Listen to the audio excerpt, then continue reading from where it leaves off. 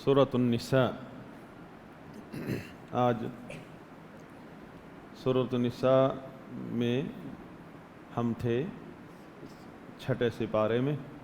آج ہم نے 7واں سپارہ پڑھا ہے، اس میں سورۃ الانعام شروع ہو گئی ہے۔ سورۃ المائدہ چھٹے سپارے میں شروع ہوئی تھی، آج ختم ہوئی تھی۔ مسئلہ ایک چلا تھا چھٹے سپارے سے، سورۃ النساء میں سے، اور اس کا ذکر سورہ آل عمران میں بھی گزرا ہے۔ مسئلہ ہے سیدنا عیسیٰ علیہ السلام کے بارے میں کہ یہود سیدنا عیسیٰ علیہ السلام کی جان کے دشمن بنے ہوئے تھے، اور ان کا دعویٰ ہے جسے اللہ تعالیٰ نے یہاں کلمہ کفر کہا ہے کہ یہود کا جو فعل ہے کہ وہ نبیوں کو قتل کرتے ہیں، اور سیدنا عیسیٰ علیہ السلام کے قتل کے درپے بھی تھے، چاہتے تھے کہ قتل کریں، اور ان کا دعویٰ بھی ہے کہ ہم نے قتل کر دیا۔ تو اللہ تعالیٰ نے اس کا جواب قرآن کریم میں دیا ہے، فرمایا وَقَوْلِهِمْ إِنَّا قَتَلْنَا الْمَسِيحَ عِيسَى ابْنَ مَرْيَمَ رَسُولَ اللَّهِ وَمَا قَتَلُوهُ۔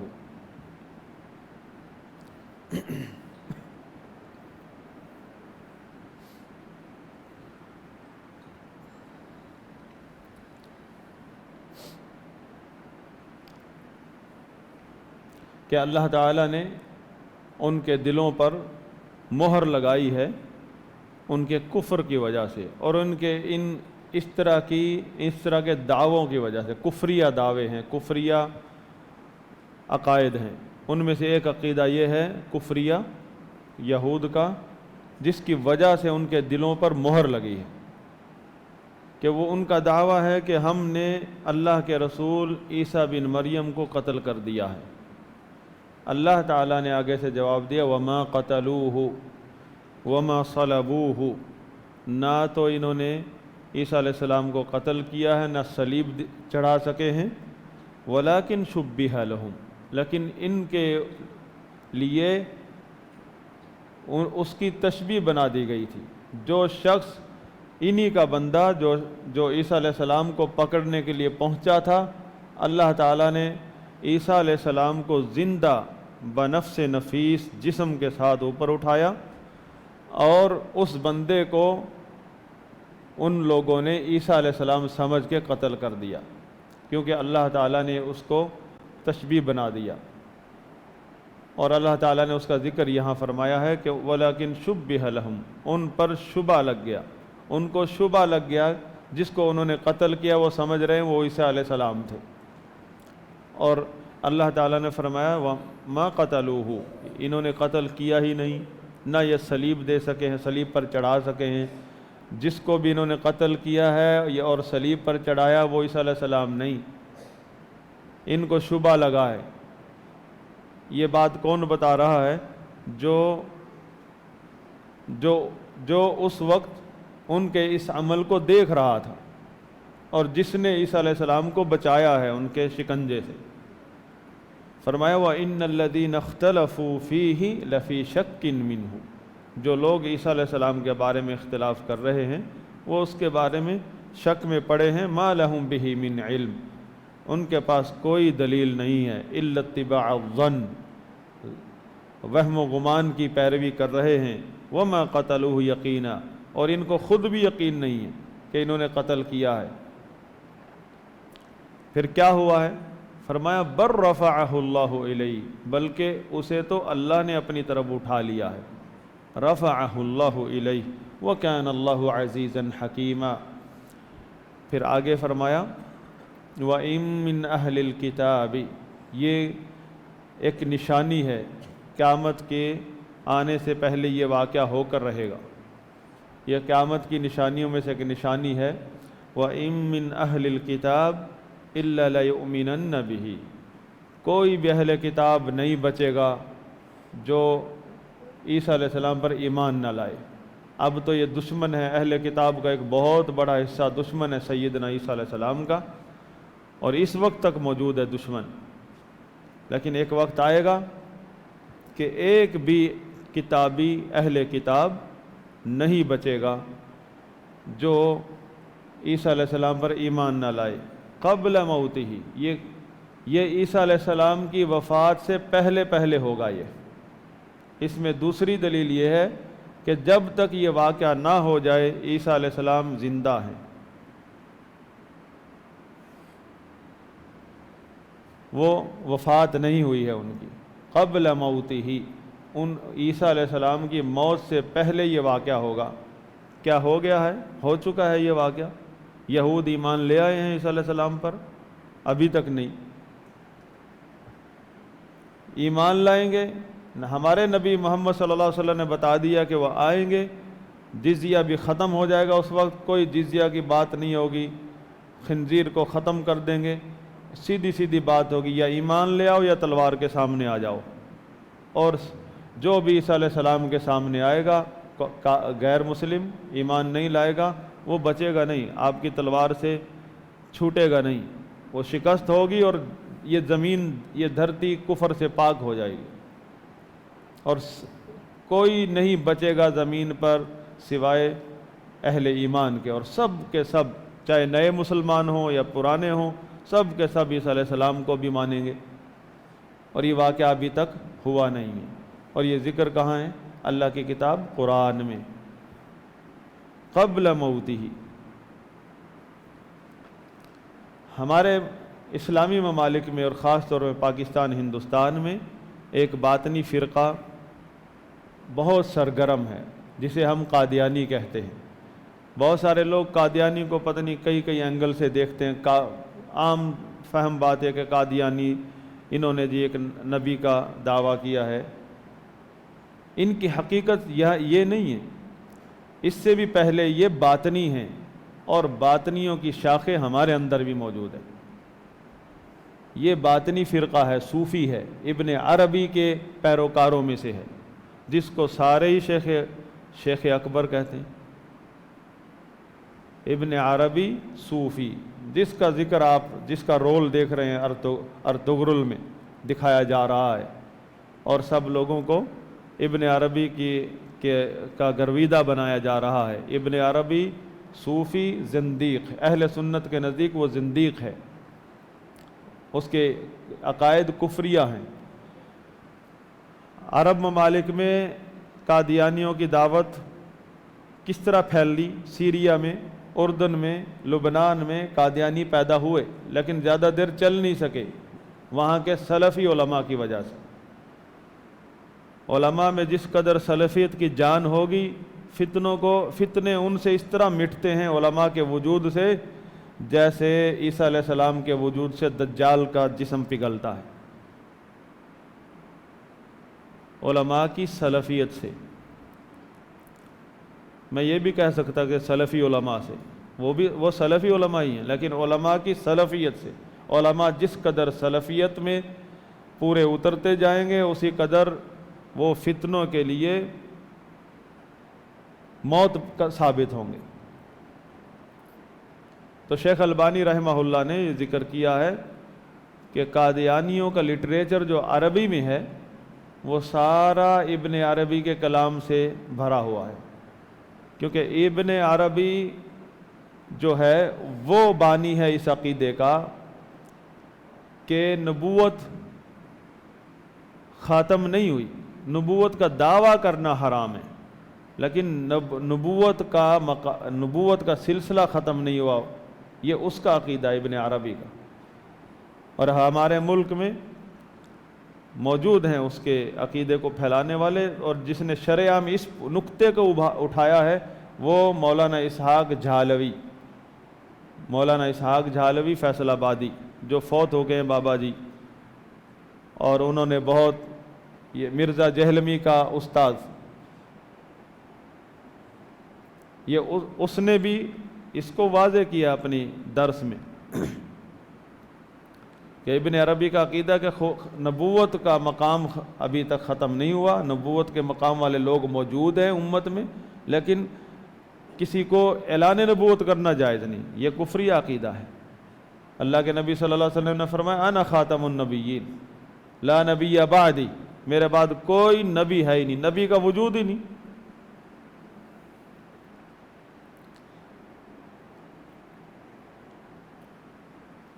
اور وہ کہتا ہے کہ میں خاتم الاولیاء ہوں، اس کا دعویٰ ہے کہ ولایت میرے اوپر ختم ہو گئی ہے۔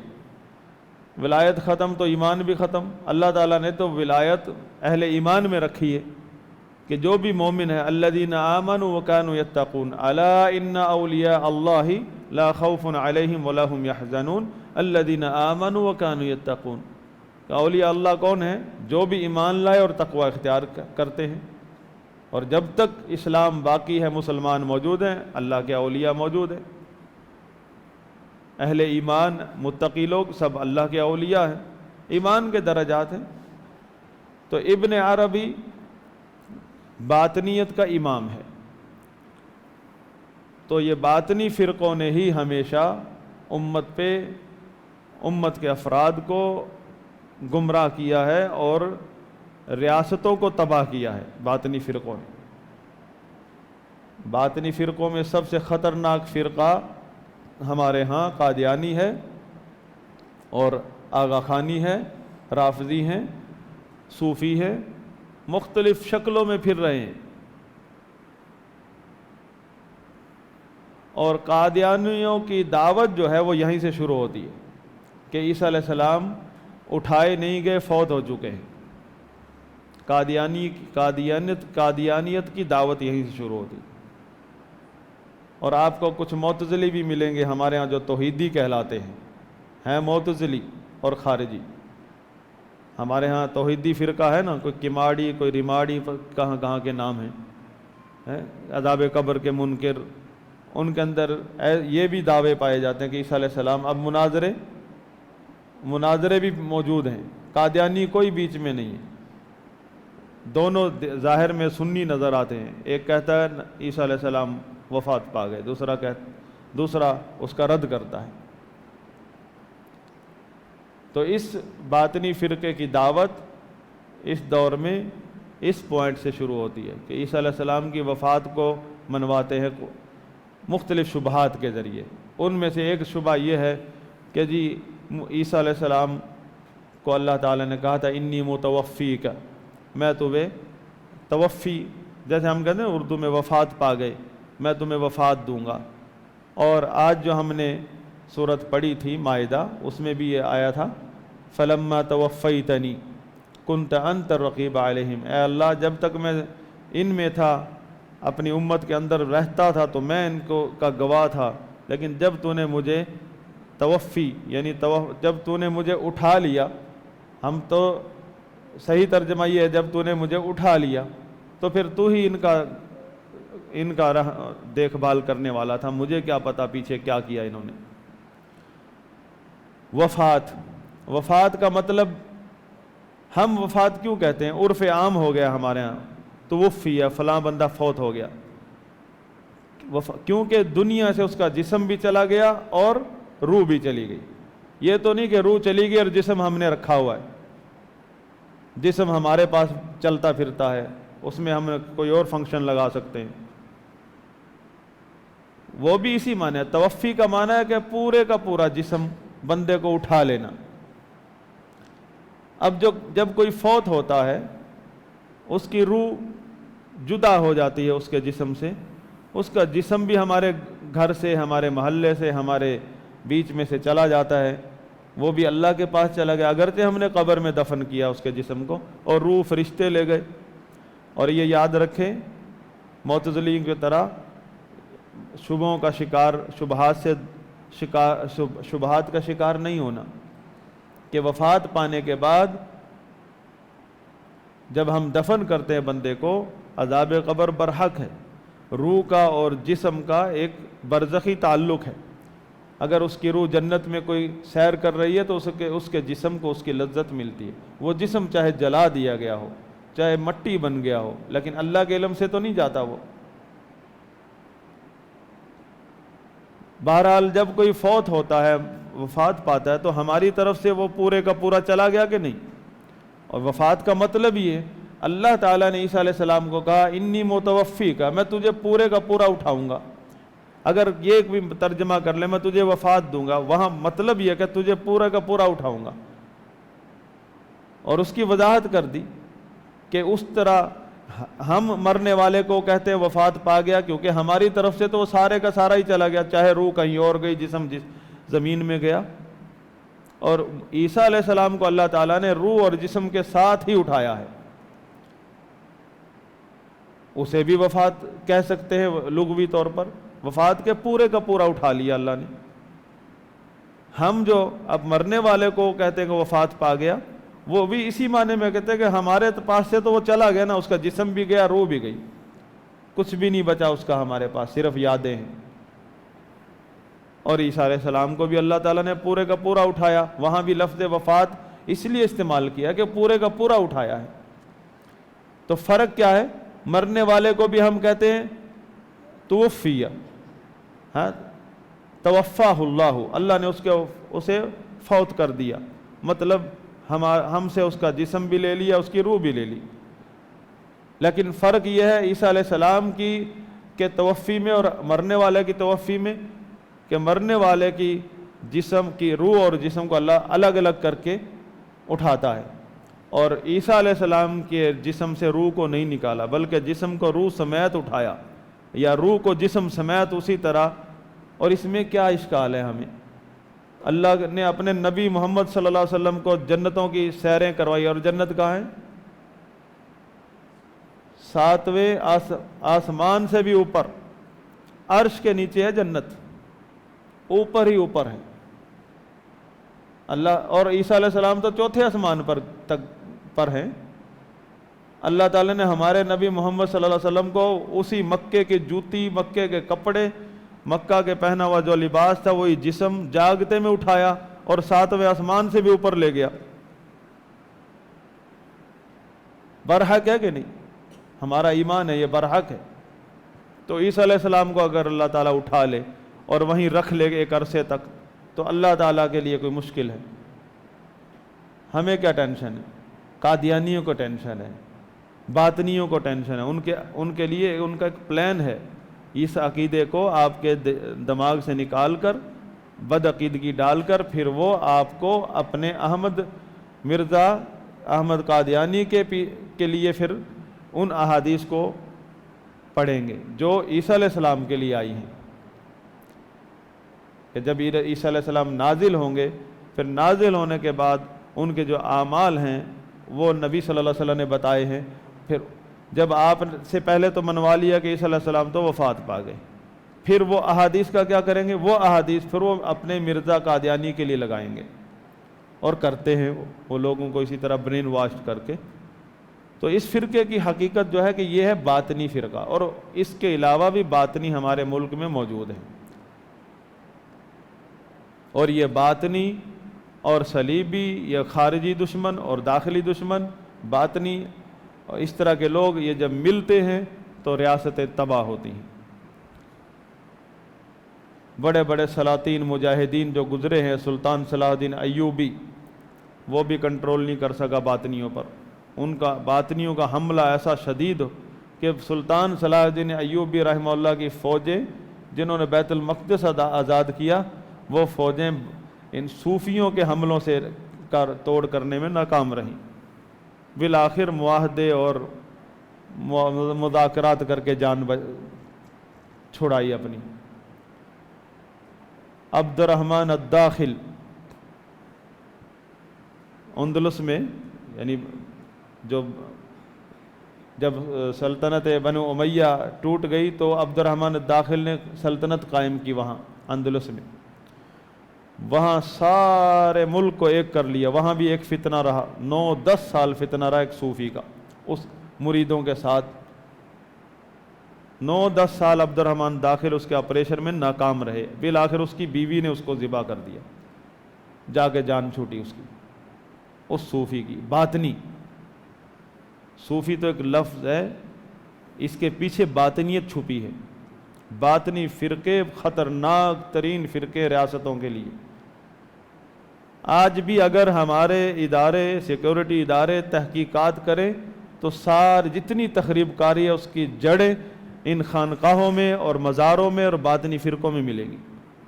اور کیا میڈیا سے لے کر سب کی رٹ ہے، وہابی تکفیری، وہابی اہل حدیث تکفیری، وہابی داعش، اس کے میں کوئی شک نہیں، داعش باطنی فرقہ ہے، داعش بھی۔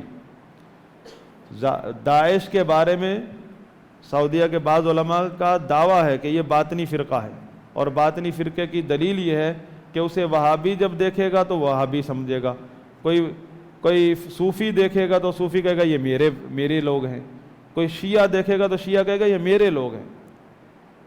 ہر قسم کے لوگ اس میں جا سکتے ہیں۔ باطنی فرقے کی یہ پہچان ہے، بڑے طریقے سے چلتا ہے باطنی گروہ۔ بعض علماء سعودی عرب کے داعش کی تکفیر کرتے ہیں، وہ کہتے ہیں یہ ایک مسلمان نہیں ہے داعش، اور اس کی وجہ یہ بتاتے ہیں کہ باطنی ہے، جو باطنی ثابت ہو جائے وہ مسلمان نہیں رہتا۔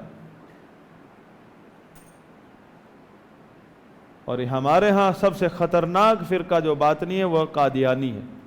اب آپ نے لٹریچر پڑھا ہوگا قادیانیوں کے رد میں، وہ ساری ہندوستان کی کہانی ہے، کیسے انہوں نے دعویٰ کیا، مرزا قادیانی اپنی کتاب میں کیا لکھتا ہے، یہ لکھتا ہے، وہ لکھتا ہے، اسے پیچھے نہیں جاتے، اسے پیچھے اپنے بھی اکابرین پکڑے جاتے۔ یعنی قادیانیت پیدا کہاں سے ہوتی، قادیانیوں کو فیڈ بیک کہاں سے ملتا ہے، ان کے نظریات کو، اس کو نہیں پکڑتے، کیونکہ ابن عربی تک جائے گا پھر ہاتھ۔ ابن عربی وہ سب کا شیخ اکبر ہے، یہ جتنے لوگ ختم نبوت کانفرنس کرتے ہیں ان کا بھی شیخ اکبر ہے۔ تحریک ختم نبوت والوں سے پوچھ لیں، وہ بھی کہیں گے شیخ اکبر رضی اللہ تعالیٰ عنہ لکھتے ہیں، اور وہ باطنیوں کا امام ہے۔ اسی کے لٹریچر، اسی کے ملفوظات کا لٹریچر بنا کر قادیانی عربوں کو قادیانی بنا لیتا ہے، عربوں میں جو صوفی لوگ ہیں۔ اور فتنے کا توڑ ایک ہی ہے، سلفیت، ما انا علیہ واصحابی، اہل سنت کا خالص عقیدہ سلفیت۔ اللہ سے دعا ہے کہ اللہ تعالی ہمارے ملک میں سلفی علماء کی کثرت فرمائے، جو کہ اللہ کے دین کی مدد کرنے والے ہیں اور تمام اللہ کے دشمنوں کو بے نقاب کرنے والے لوگ ہیں۔ وآخر دعوانا الحمد للہ رب العالمین۔